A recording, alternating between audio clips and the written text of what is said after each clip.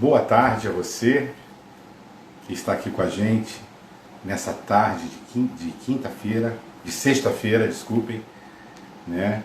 E para essa nossa live com o maestro e compositor Guilherme Bernstein.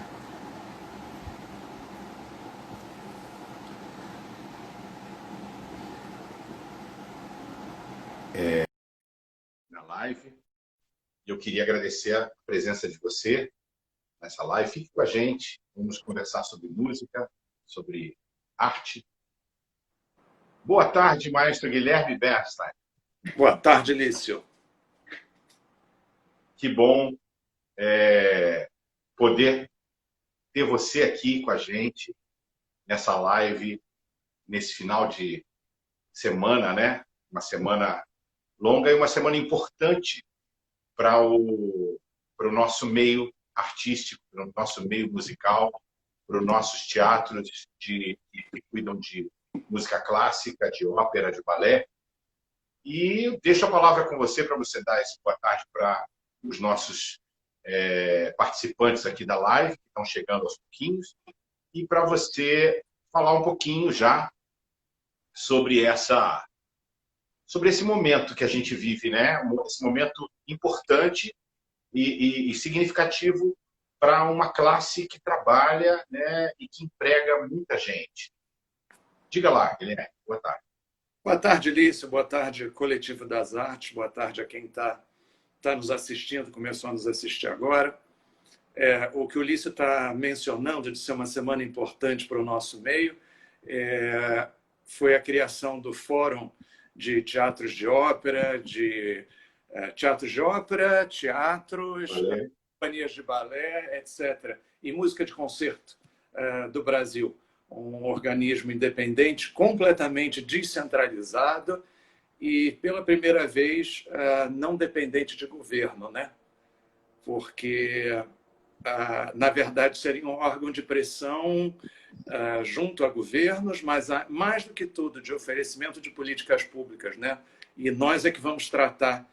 Nós, eu digo como classe, não digo eu, inclusive, por enquanto, estou mais de espectador. Lício entrou agora há pouco também, mas são pessoas importantes do meio artístico, de operístico, balé, etc., pessoas da mais alta competência, mais do que provado ao longo das últimas décadas, que estão à frente disso, e a ideia é que o nosso meio forneça as ideias das políticas públicas, que a gente não espere vir de cima para baixo as políticas públicas, mas que a gente descubra quais são as melhores políticas públicas para o nosso meio e as encaminhe junto às autoridades competentes. Eu acho isso um caminho maravilhoso. A gente chega de ficar esperando o pessoal de cima decidir alguma coisa por nós, já que eles não vão decidir mesmo, né?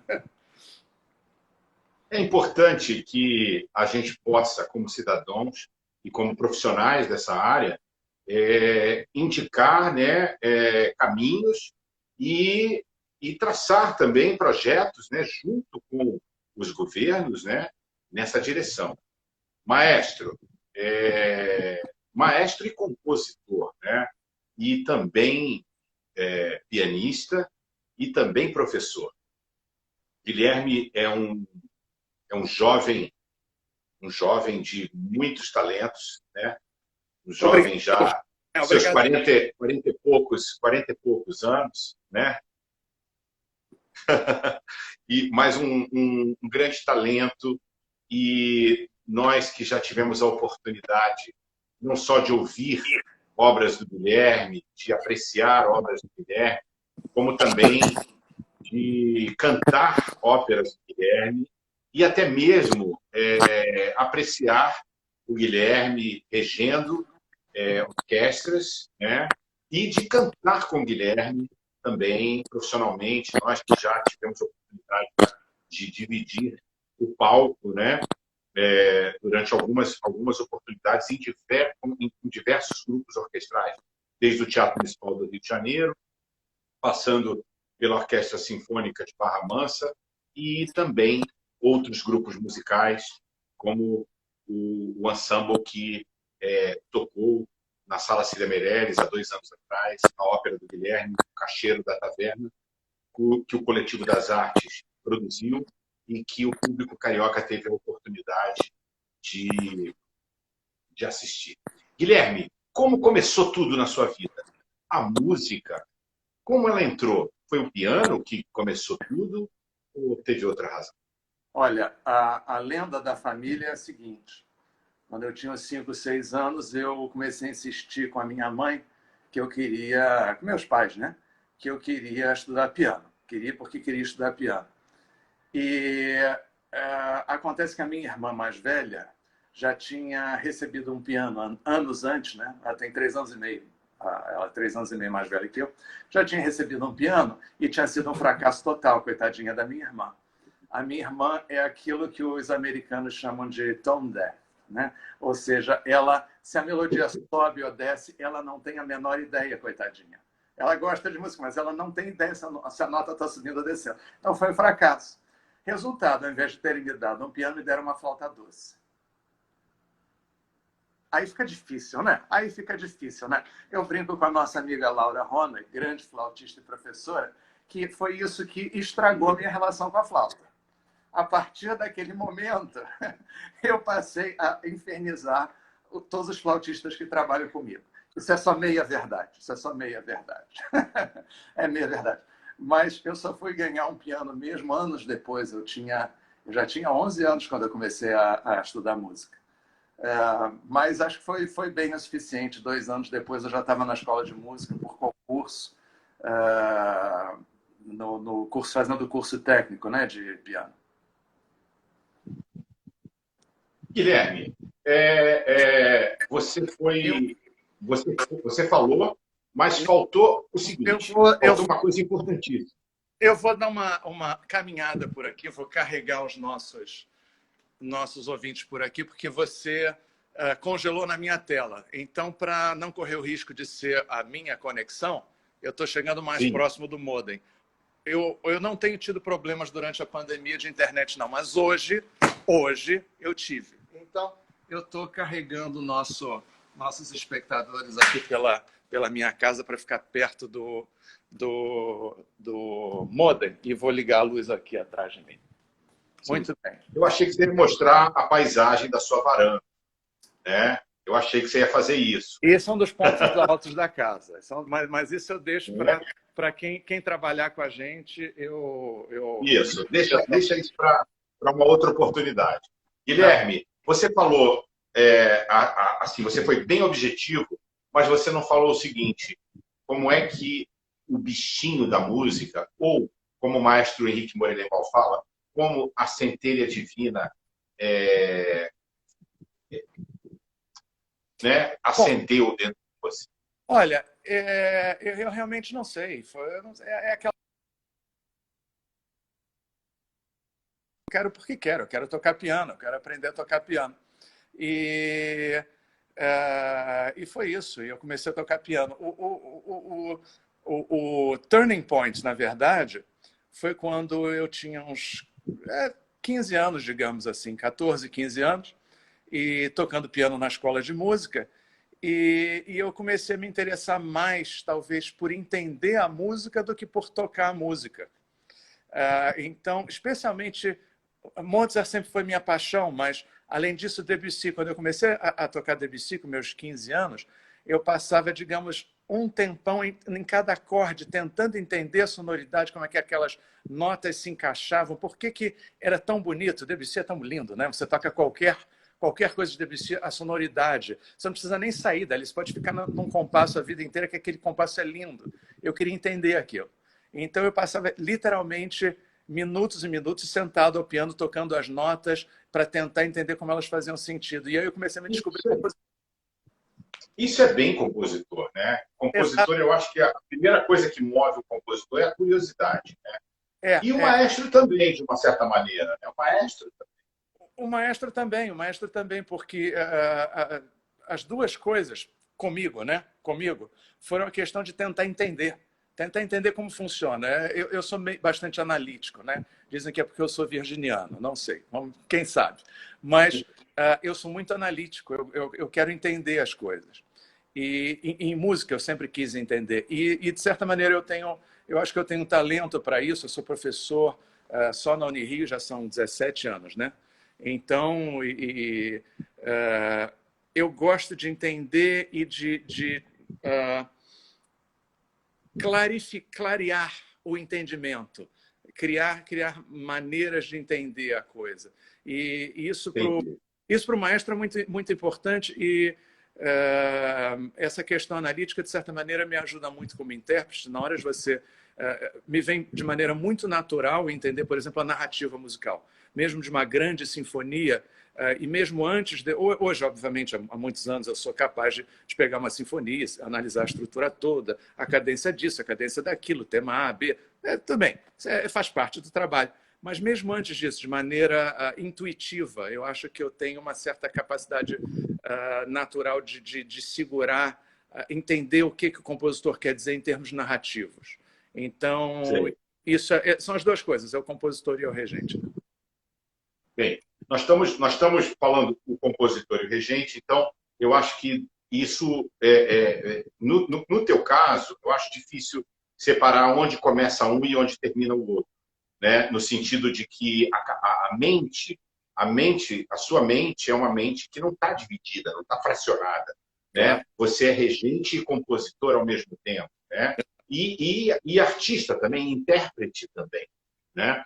Mas eu acho importante que quem nos assiste aqui conheça um pouquinho mais de como isso aconteceu, de como foi esse processo.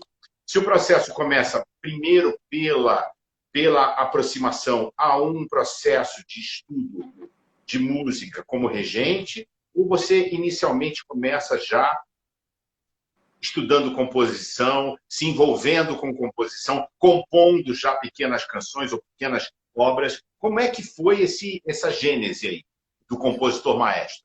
O caminho é diferente para cada pessoa, né? Cada pessoa vai ter um caminho completamente diferente. Então, o meu caminho necessariamente não será o caminho de alguém que está nos ouvindo agora, que tem, sei lá, 15 ou 20 ou 30 anos e está nos ouvindo agora.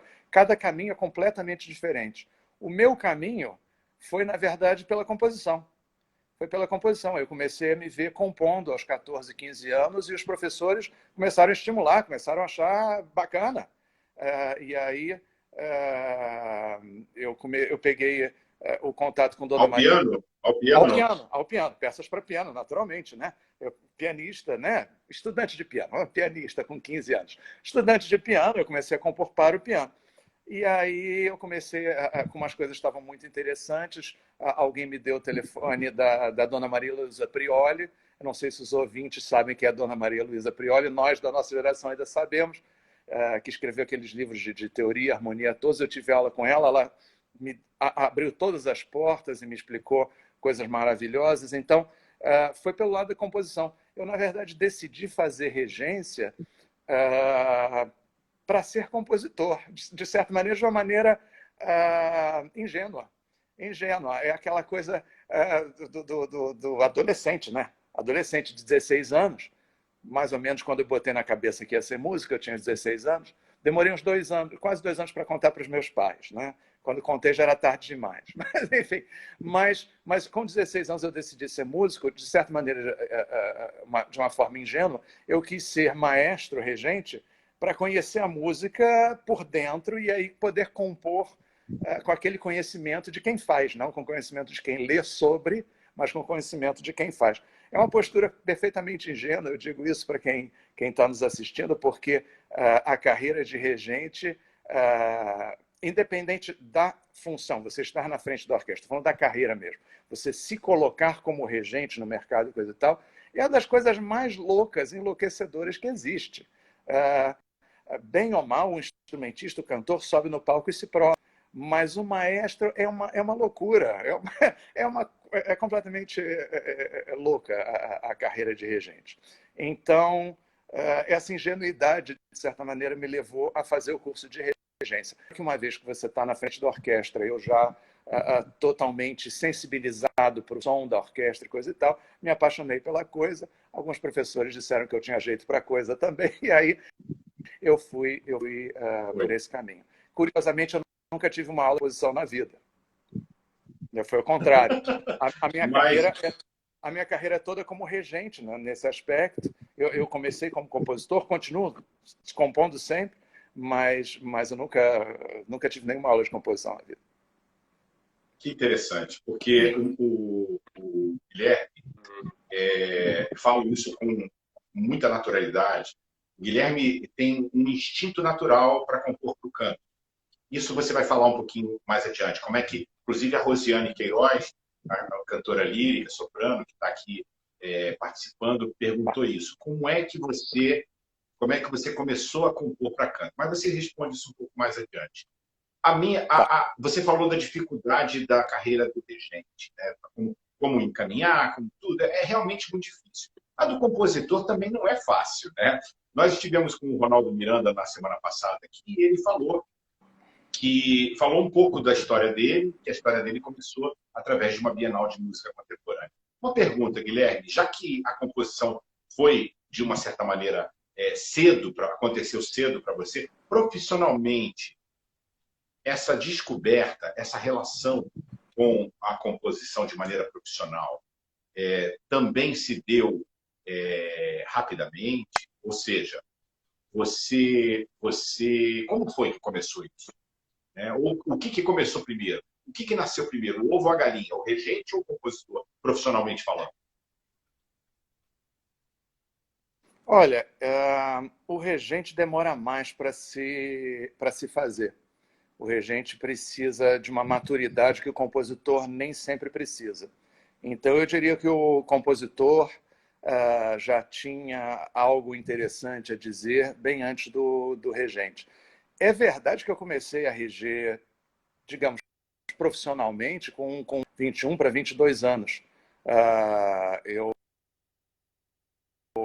Eu, com essa idade, tinha formado já música com o Roberto Duarte e já tinha um conjunto vocal chamado, com os colegas, né? Os colegas eram 9 pessoas, 3 sopranos e mais um octeto. E nós estreamos publicamente na Casa de Cultura Laura Alvim, em Ipanema. Então, realmente, o regente começou cedo, né? Começou com 21 para 22.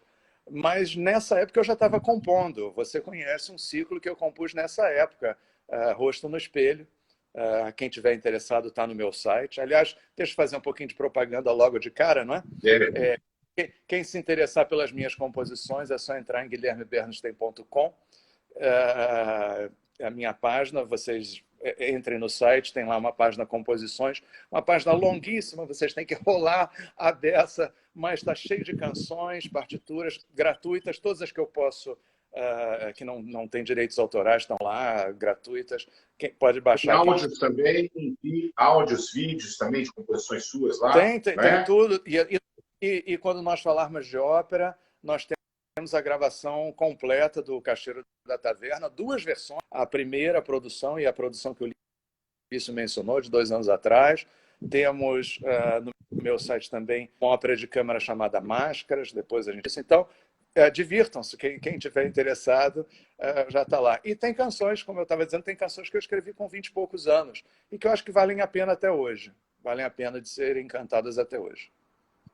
Quando você revisita essas canções e as temáticas dela, você nota que o seu interesse ou assim a motivação, ou seja, a mola mestra que te move para compor é a mesma? Ou você define alguma mudança de fase ou alguma mudança de maneira de compor? Evidentemente que as ferramentas aumentaram ao longo do tempo, né?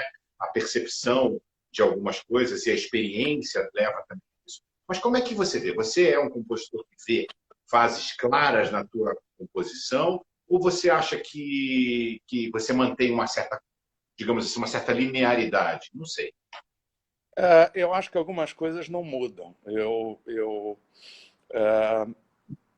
Eu participei de um programa na Rádio MEC, né, em 4 episódios agora há pouco, com o professor Rodrigo Tichelli, compositor, me entrevistou e eu falei uma coisa que eu vou repetir agora.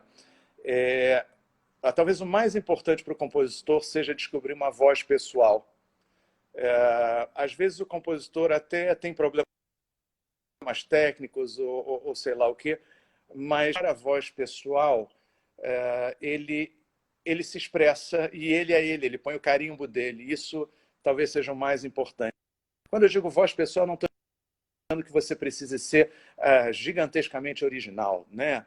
Ninguém aqui está querendo competir. Isso é loucura, você tentar reinventar a música. Esses gênios acontecem porque acontecem, né? Se acontecer na vida de um ou outro que estão nos ouvindo, lindo, maravilhoso,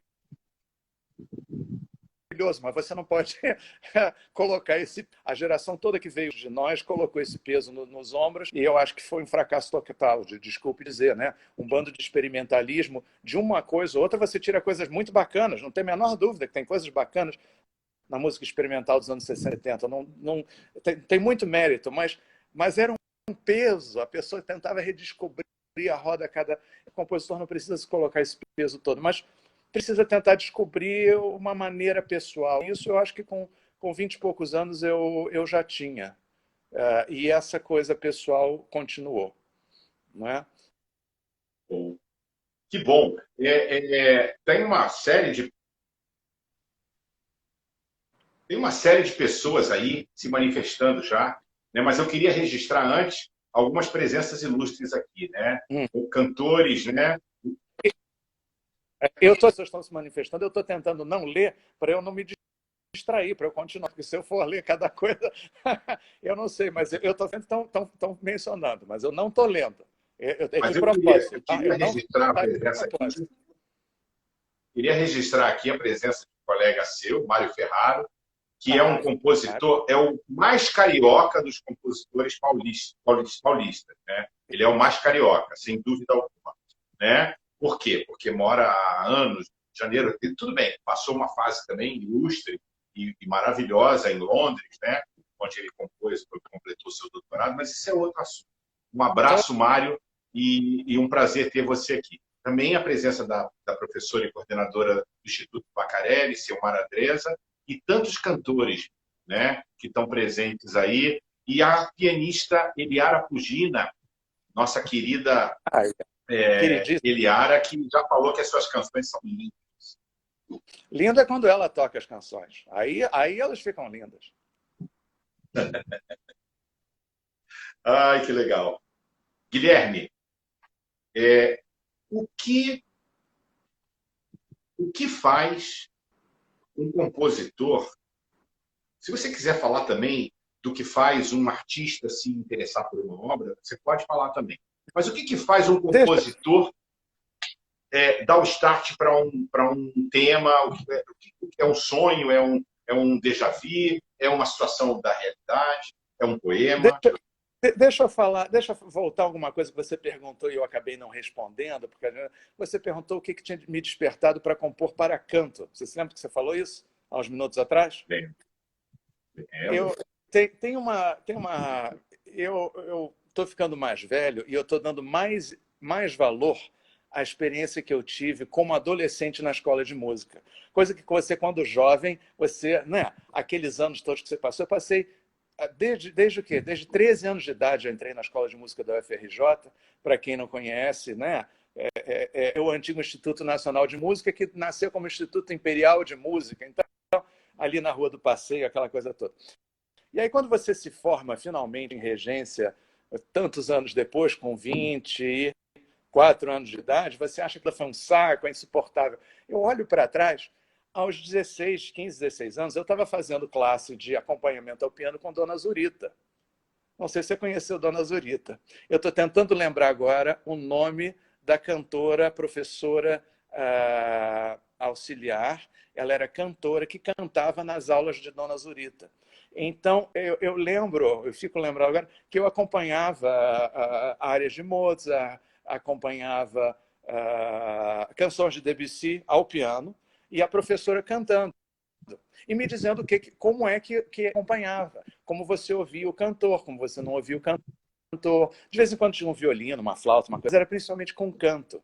E aí eu fico pensando o quanto dessa experiência maravilhosa de você, criança ainda, basicamente, acompanhar e os professores dando e mostrando isso e aquilo, e você conhecendo o repertório. Eu acho que, inclusive, as minhas primeiras canções começaram para essa aula de acompanhamento ao piano da Dona Zurita, que a professora cujo nome eu não me lembro, talvez Eliária se lembre o nome dela, uma professora maravilhosa, um ser humano maravilhoso, que cantava e dava as dicas de voz e coisa e tal. É claro que eu não me lembro de nada do dito, Helene mas Fadigas, de não? alguma maneira está incorporado. E eu comecei a compor canções cedo, né? Essas canções Rosto no Espelho, é um ciclo de canções, quem quiser entrar no meu site vai descobrir, está lá, é o início dos anos 90, eu tinha 20 e pouquinhos anos, né? Então, e já dá para cantar, já dá para cantar. Tá? Tanto que eu continuo botando no meu site, acho bacanas até hoje. Na verdade, a gente não sabe que a gente ali já está convivendo com uma série de colegas que virão a ser, não todos, mas a grande maioria, virão a ser os nossos colegas de trabalho no futuro, né? Não só na academia, né, na universidade, como também nos palcos. Então é interessante isso, né? Agora, você insiste em tocar no assunto voz, porque você falou a minha voz interior, agora falou do canto, então vamos para o canto, né? Depois a gente volta para a composição orquestral, né? É, é diferente compor uma canção que tem uma letra e compor. Você falou inicialmente que você sempre compreendeu muito bem a linguagem musical dos compositores, mesmo os sinfônicos, né? Os instrumentais, a música instrumental. Mas como é que você se relaciona essa diferença, né? A música sinfônica, a música instrumental, ou a música só de instrumentos, e a música onde você tem a voz e certamente, ou na maioria das vezes, um poema sendo tratado ali. Qual é a diferença, ou como é que você... Qual é a sua percepção a respeito? A partir do poema é sempre bom no sentido de que ele já te inspira, né? E vai inspirar você de uma maneira, outro compositor de outra. E é curioso porque nós vivemos cercados de canções, né? A música popular é feita de canções. Então nós vivemos cercados de canções. E, no entanto, a gênese da canção popular costuma ser o contrário da gênese da canção dita erudita, né? A canção popular, normalmente você faz a melodia e depois você tem um letrista que faz o poema, a letra adequada à linha melódica. E o trabalho do compositor erudito, digamos assim, basicamente é o contrário. É você pegar o poema que já existe e transformar em música, que é um trabalho que eu gosto muito e acho que para mim faz todo sentido, porque a minha música vai se adequar metricamente ao poema, vai se adequar em termos poéticos, né, ao poema. Se fala de uma coisa, vai ter um caráter, se falar de outra coisa, vai ter outro caráter. Então, a gênese, a música instrumental não tem essa outra coisa. O que eu não sei. Talvez o fator maior de inspiração para o compositor seja a própria música, sabe? A música que já existe e te desperta outras coisas. Não deve ter sido coincidência que na época que eu talvez tenha começado a reger mais orquestra, eu tenho me interessado mais pelo repertório sinfônico. Depois eu comecei a trabalhar mais com ópera, não só minha ópera, né? Ópera no Bolso, outros projetos de ópera. Aí a ópera me interessa mais. Então eu acho que a vida da gente vai levando para um lado e para o outro. Nesse momento eu te digo que independente das outras coisas, realmente a ópera tem sido a coisa mais para mim. Vai ter spoiler aqui, não, né? Pode ter spoiler, mas deixa para mais adiante, né? Eu não sei quanto tempo dura a live. Quanto Aí, tempo aí o você tem... público quiser. Aqui o público é que é igual a um espetáculo de canções, né? O público é que diz quando é que a gente termina. A gente não define assim um ponto final, não, né? Tá ótimo. Você Vamos joga para guardar o um pouco final, joga mais. para o final. Vou te dar o benefício da tranquilidade e da calmaria. Mas, Guilherme, já que você tocou na ópera, e aí, inevitavelmente, a pergunta: quem foi que te jogou nessa loucura que é o universo da ópera e que você ama? É, Confessa que você ama a ópera e dá o crédito de quem te jogou nessa fogueira. tá. Eu vou contar a versão um pouco mais longa, em vez de direto para aí. Eu vou contar a versão mais longa. É, até os meus 20 e meios, ópera não era uma coisa tão interessante assim, não. E aí eu estava fazendo minha pós-graduação nos Estados Unidos e aí eu comprei a partitura do Bodas de Fígaro. Especificamente Bodas de Fígaro, porque eu queria estudar o Fígaro. E aí você pensa, né? É bem de maestro você começar a estudar ópera pelo Fígaro, porque não existe música mais, digamos assim, música.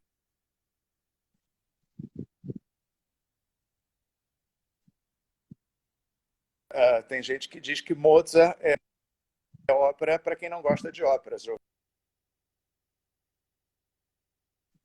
Maldade, é maldade. Mas faz sentido no sentido de que faz sentido no sentido por uma vez que Mozart realmente a música em si é tão rica em todas as texturas que mesmo quem não é fã da ópera tradicional italiana, etc, gosta de Mozart, não tem como não gostar. Então Convenhamos, convenhamos que aquele finale do segundo ato das Bodas de Fígaro é algo de tirar o fôlego de quem está assistindo e de quem está cantando também. é, o finale do segundo ato do Fígaro foi chamado por Strauss de a Capela Sistina da Música, né? Então é uma coisa extraordinária. O segundo ato é extraordinário. E aí quando você começa a estudar o Fígaro, ainda eu fazendo minha pós-graduação, aquela coisa toda, então estudando músico, né? Menos como cantor, digamos assim. Você começa a descobrir que aquela música é toda baseada na personalidade de cada um daqueles personagens. Mais do que isso, cada frase musical tem a ver com aquele personagem naquele momento. Não é com o momento anterior, não é com o outro. É ali, na hora. Aquela música é impregnada da personalidade das situações que aqueles personagens estão vivendo. Aí aquilo começa. Aí você começa a se apaixonar por ópera. Como não se apaixonar? Pelo menos esse foi o meu caminho, né? Tem gente que se apaixona pela voz em si. Tem gente que se apaixona pela performance. Eu admito que não foi esse meu caminho. Meu caminho foi mais mozartiano, digamos assim. E a partir dali eu comecei a estudar por minha própria conta. Essa minha pós-graduação nos Estados Unidos, eu estudei pouca ópera. Na verdade, era mais música sinfônica. Meu professor era mais dirigido à música sinfônica. Eu diria até que o meio musical americano é muito sinfônico. Não, claro que fazem ópera no mais alto nível, né? Mas tem muita coisa sinfônica, então foi bem sinfônico. Mas quando eu voltei para o Brasil, não me lembro exatamente como eu e o André Heller Lopes começamos a trabalhar juntos. Não me lembro como exatamente, mas eu comecei a fazer pequenos arranjos para a Companhia de Ópera do Rio de Janeiro, que ele formou com uma série de pessoas ótimas. Lício era convidado regular da Companhia de Ópera do Rio de Janeiro, né? E eu fazia arranjos e regia performance e coisa e tal. E aí o André, isso foi em 99 ou 98, teve a história do Caixeiro da Taverna. É aí que você quer chegar, não é verdade? Mas tem uma pergunta da Rosiane, inclusive, Ah, sobre o cachê. Porque ela faz a seguinte pergunta: Maestro, seriam as Bodas de Fígaro, teriam influenciado a composição do Caixeiro da Taverna? sem dúvida. O Caixeiro da Taverna é meu Fígaro de bolso. É meu chaveirinho Fígaro. Com Mas certeza. deixa eu dar uma informação aqui. Foi exatamente com as Bodas de Fígaro, em 2007, né, que o maestro Guilherme me regeu né, no Teatro Municipal do Rio de Janeiro. Eu fazia o papel do Fígaro e o Guilherme regia a Orquestra Sinfônica do Teatro Municipal do Rio de Janeiro. E Isso. nós tivemos uma temporada memorável Foi bacana. e uma experiência maravilhosa com essa ópera, até porque nada mais tocado e assobiado que não fosse Fígaro. O Fígaro e Così são duas óperas que eu te digo, se você precisar que eu ensaie ou reja agora, nesse momento, tá, deixa eu pegar a partitura e vamos embora. Não precisa nada. Tem mais uma aí. Até as outras, uma boêmia, uma traviata, você precisa me dar uns 15 minutos para eu abrir a partitura, me lembrar, para a coisa voltar. Mas essas são... Mas tem uma outra que eu acho que, de uma certa maneira, também influenciou um pouquinho o Cacheiro, que foi o Janis. O Janis Kik, sim. Mas, na verdade, eu ainda conhecia pouco o Janis Kik nessa época. Voltando à história do Cacheiro, o Cacheiro foi composto entre 99 e 2000. O André me chamou a atenção para uma bolsa Rio Arte. Né? A Rio Arte é eu nem sei se existe. É uma entidade, pertence à Prefeitura do Rio de Janeiro, ligada às artes, ofereceu bolsa para a produção de obras de arte, tinha um verbete música, e ele sugeriu de fazer o Noviço do Martins Pena, porque Martins Pena estava fazendo 150 anos de morte. Aí eu fui à Biblioteca Nacional, naquela época a gente ia fisicamente à biblioteca, lembra disso? Eu fui à Biblioteca Nacional e passei uns 2 dias com os livros todos do meu lado, pesquisando, porque eu li o Noviço, não achei muito confuso, perfeito como peça de teatro, mas você sabe que musicalmente você precisa de... E aí, quando eu topei com o Cacheiro da Taverna, a primeira cena já me convenceu, porque a primeira cena ele está contando dinheiro. Isso é praticamente 5, 30, não é? Depois ele diz que todos me chamam de um lado, todos me chamam para o outro. Aí entrou o barbeiro. Fígaro quando, Fígaro lá. Exatamente. Então, entre Fígaro de um lado, Barbeiro do outro, o Cacheiro da Taverna, inclusive, tem uma cena entre Suzana e Marcellina, né? A cena entre a viúva e a Deolinda, para mim, sempre lembrou. Musicalmente não tem nada a ver, hein? Quem está nos assistindo... Você transformou, no caso, a cena é um dueto das bodas, e você transformou num trio, onde na nossa montagem, na montagem do Coletivo das Artes, que eu tive a honra e o privilégio de dirigir e cantar o Manuel Pacheco, né? Eu digo apanho porque a montagem está disponível, né, para os palcos, né? A montagem está bonitinha, está pronta, o cenário, o figurino está pronto, e brevemente é possível que a gente esteja em alguma cidade do Brasil apresentando ela. É uma questão só de convite. Mas eu apanho que só naquele trio ali. Até do Antônio, que é personagem mudo, você apanha ali. Até do Antônio eu apanho, é verdade. Né? E no final apanho de todo mundo, né? Acaba apanhando de todo mundo. É a sina do anti-herói, né? A sina do anti-herói é tomar pancada para todo quanto é lado. Mas é um anti-herói brasileiro, é um safado miserável e no final se dá bem, né? Martins Pena. O que você falaria, assim, do Martins Pena? E eu acho que o Guilherme, vocês podem assistir, inclusive, o Cacheiro, a apresentação que a gente fez na Sala Cine Meirelles foi gravada, registrada pelo programa Partituras da TV Brasil. E vocês podem assistir no YouTube. É possível que vocês achem com facilidade, colocando o Cacheiro da Taverna, Partituras TV Brasil, vocês acham 2 programas do programa, né, da série Partituras, contendo a integral da ópera, inclusive com entrevistas do Guilherme, minhas e do nosso Miguel Proença, que na época era diretor da Sala Semenete. Mas, voltando ao Cacheiro, o Guilherme interpreta Martins Pena, a meu ver, de uma maneira extremamente carioca. Fala disso, Guilherme. Fala dessa relação quando você foi compondo e você foi ouvindo aquilo que você tinha composto. Eu acho que esse som carioca da minha música tá um pouco em tudo, porque na hora que eu ponho os acordes e coisa e tal, tem alguma coisa bossa nova ali no meio, né? Se você for botar, elencar as influências aqui, Villa-Lobos, e tem muito Tom Jobim, né? Que o Villa-Lobos, no final da carreira, está entregando a bola para o Tom Jobim, né? É aquela coisa assim, bem, né?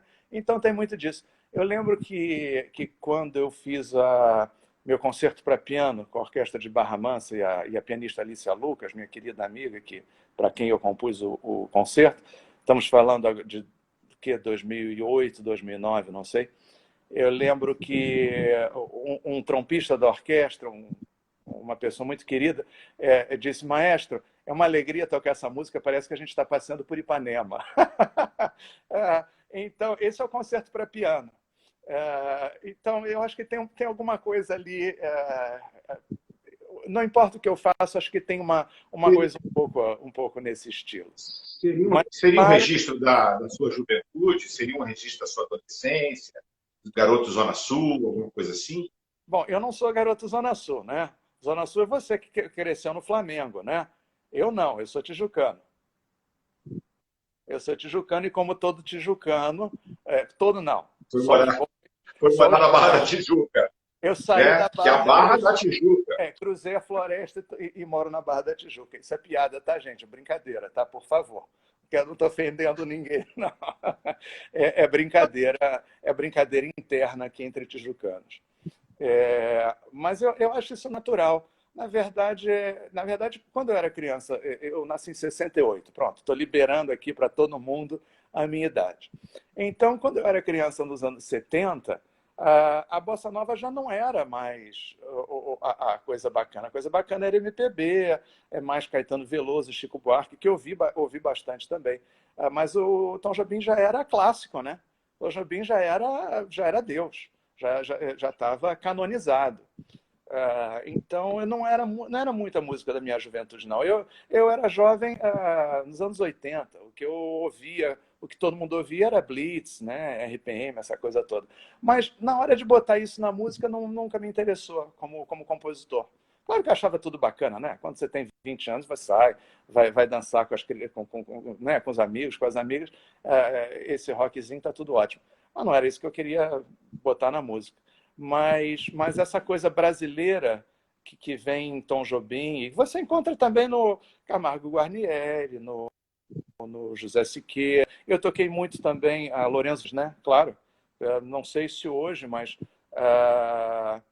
quem tocava piano na escola de música, com aquele repertório todo, tocava Lourenço Fernandes, que tem muitos dos mesmos acordes, aqueles mesmos acordes maiores, menores, com sexta, com etc, etc. Então, eu acho que é uma sonoridade brasileira que foi sendo incorporada com muita naturalidade. E na hora... Já que você falou dos compositores, me diga assim, as grandes influências do Brasil, né? Evidentemente, você já falou Debussy, Mozart, Beethoven, mas no Brasil, certamente você também falou Villa-Lobos, Tom Jobim, mas assim, que outros compositores você diria que te aguçaram os sentidos? Ou que outros músicos te aguçaram os sentidos? Olha, para mim, como compositor, foi um pouco difícil, com 15 anos, 15, 16 anos, no meados dos anos 80, me deixar influenciar pelo que estava acontecendo. Eu acho que o artista, o criador, né? Tanto faz se ele é poeta, se ele é compositor, se ele é artista plástico, ele tem duas posturas possíveis. Vamos radicalizar. Uma, ele aceita e ele se incorpora ao que está vindo das gerações anteriores, ou ele se revolta contra o que está acontecendo, né? No meu caso, eu me revoltei contra. Porque a gente só tinha música, o que o Tim Rescala chama de música de Bienal. A gente só tinha música de Bienal. Todo mundo enlouquecido tentando revolucionar a música do zero. Eu repito aquilo que eu disse quando começou a live. Eu, em princípio, não tenho nada contra, já regi muita música de tradição experimental, algumas boas, outras não. E tem muita coisa boa, tem muita coisa interessante, não tenho, em princípio, nada contra. Outra era o xiitismo, que era na época de que você só podia compor daquela maneira. Pontilismo atonal, vamos chamar assim, né? Pós-Boulez, pós-Stockhausen. E eu não queria, não era aquilo que mexia comigo. Então foi difícil me influenciar. Depois é que eu fui descobrir que, na verdade, não era todo mundo que compunha assim. Você tinha um Murilo Santos, que foi meu professor de orquestração na escola de música, que compunha lindamente, e não era antiquado, não soava antiquado. Você tinha o Hernani Aguiar, que eu admiro muitíssimo, acho as peças dele para cordas são maravilhosas, maravilhosas, são maravilhosas.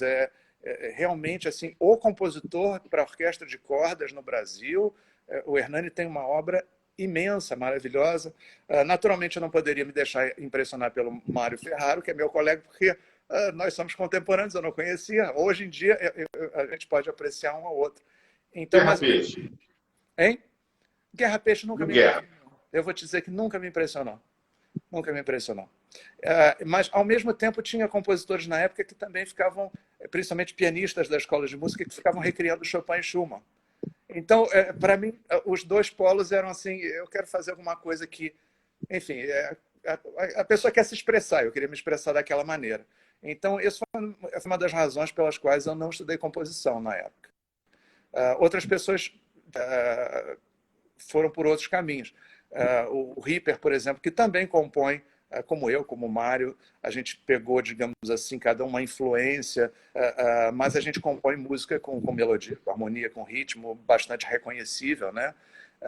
Então, ele seguiu por outro caminho, ele é mais velho do que eu, uns 10 anos, mas naquela época eu, digamos assim, não me deixei muito influenciar pelos músicos rigorosamente que eu conhecia ali, naquele momento. Né? Guilherme, você tem sido um grande parceiro do Coletivo das Artes em diversas ocasiões, em diversas oportunidades. Nós temos o Cacheiro da Taverna montado e apresentado no Espírito Santo, uma segunda produção, depois da produção do André Heller, do Teatro São Pedro de São Paulo. Nós temos também outros projetos sendo desenvolvidos e nós temos hoje um núcleo de ópera estúdio no Coletivo das Artes, do qual você aceitou ser um regente convidado, um maestro convidado, um músico convidado, pela tua experiência, pela bagagem que você tem e pela importância dessa tua contribuição. Continuamos falando de música, continuamos falando de criação, porque a arte ela tem essa característica, ela não se, né, essa divisão entre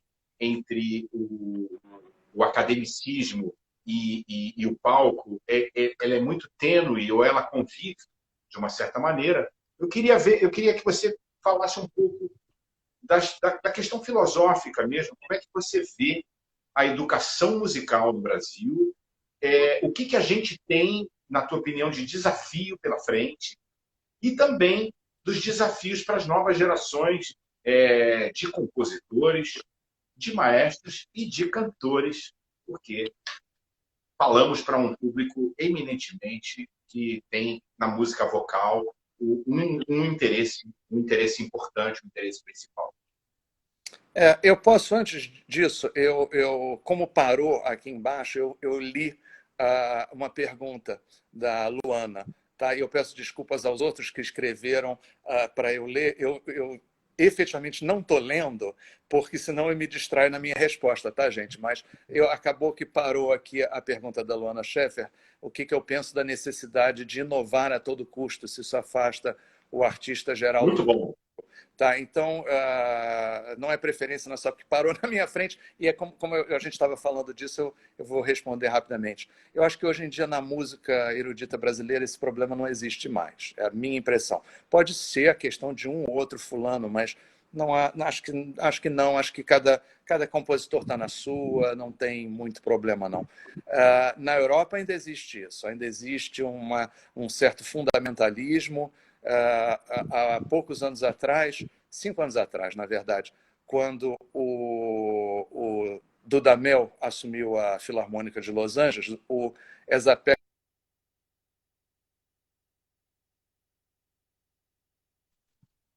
agora, espero que não. O Esa-Pekka Salonen, há uns anos atrás, quando saiu da Filarmônica de Los Angeles, e ele disse: eu aprendi que eu podia me permitir escrever uma melodia.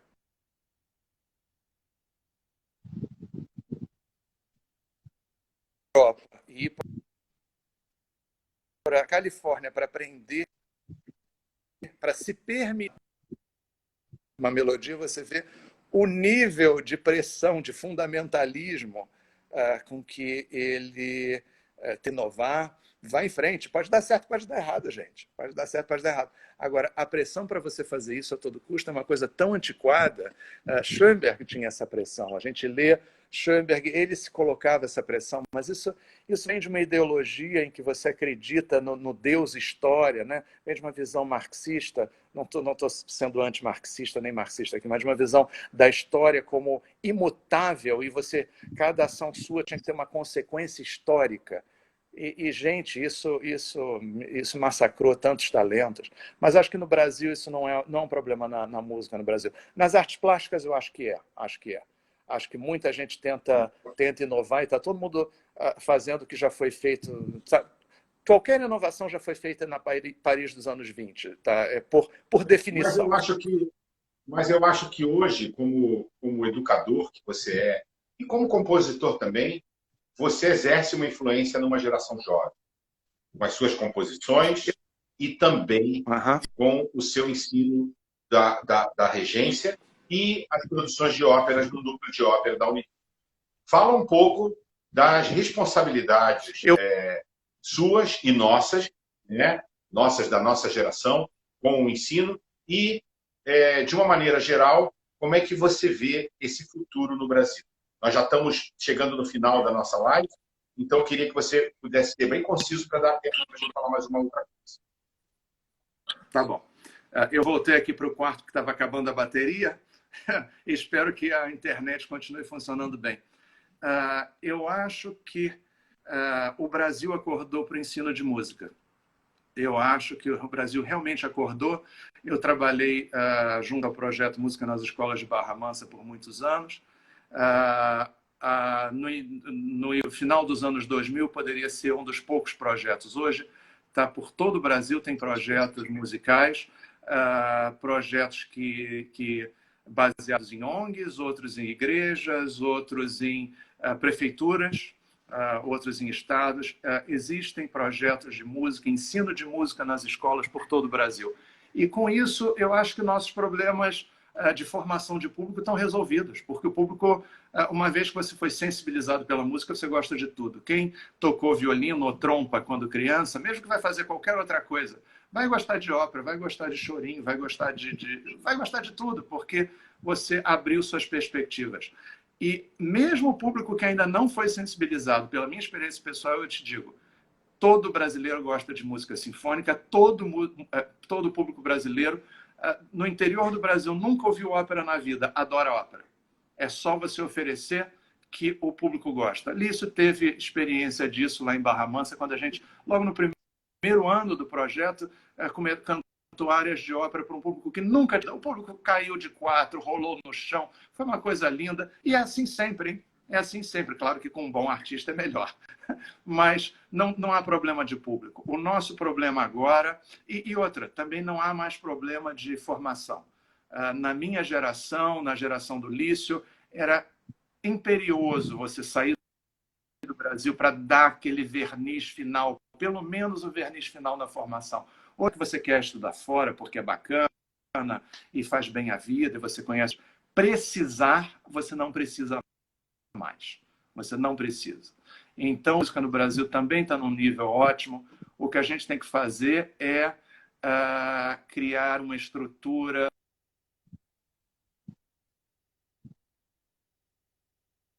música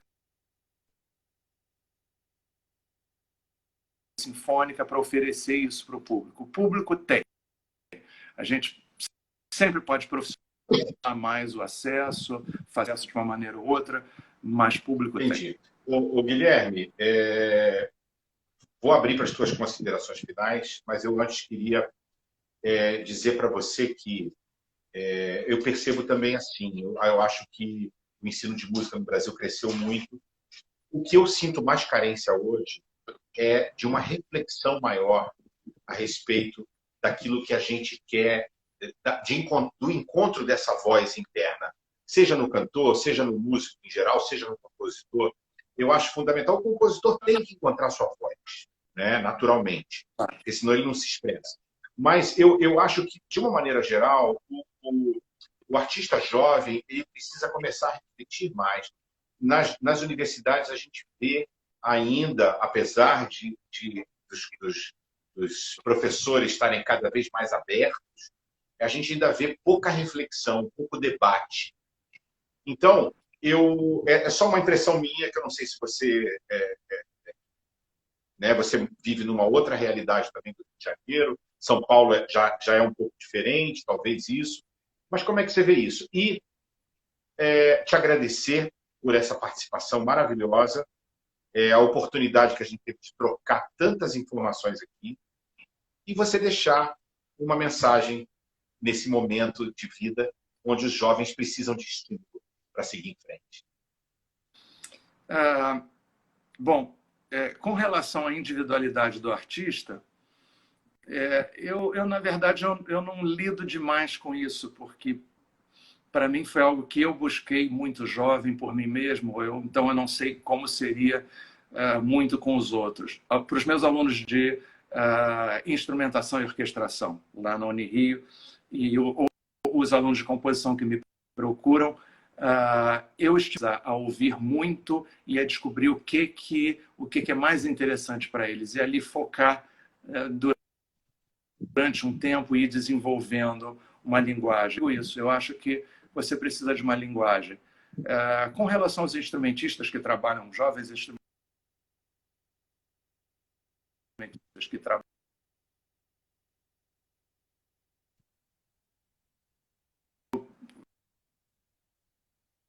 para fazer de um jeito, para fazer de outro, agora faz do seu jeito e a gente vai descobrindo.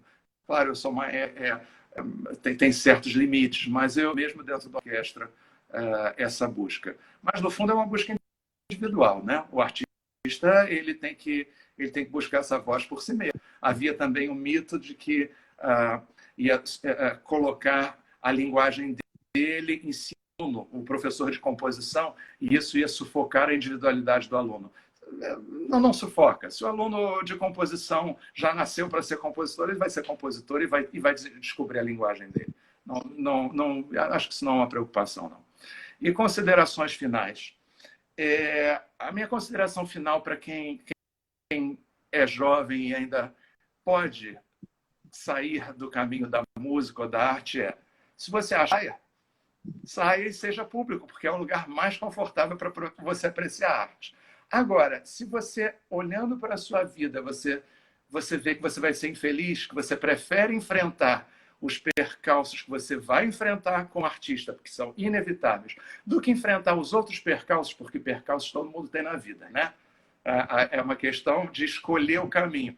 Qual é o obstáculo que você prefere enfrentar? Se você prefere enfrentar os obstáculos de uma vida artística, musical, e no final olhar para trás e dizer, pelo menos eu fiz alguma coisa que me satisfez, aí sim, aí você escolhe a música, aí você escolhe a arte. Mas se você puder tranquilamente fazer outra coisa, faça. Por que não? Por que não? Faça outra coisa. Então, agora, uma vez escolhendo, escolheu. Aí vamos embora, estuda tudo que você tem para estudar, estuda mais ainda e continua estudando, porque para fazer mal feito também não vale a pena, não, gente. Para fazer mal feito, não. Vamos fazer bem feito. É isso aí. Guilherme, e todos vocês que nos ouvem, a gente agradece demais a presença do Guilherme aqui. Queremos agradecer a presença de vocês também. Temos só 27 segundos restantes. a gente quer também dizer que novidades sobre Guilherme Bernstein no Coletivo das Artes estão acontecendo e vocês fiquem ligados, porque tem coisa boa por aí. Guilherme, fica ligado também. Tem coisa boa por aí. Obrigado a vocês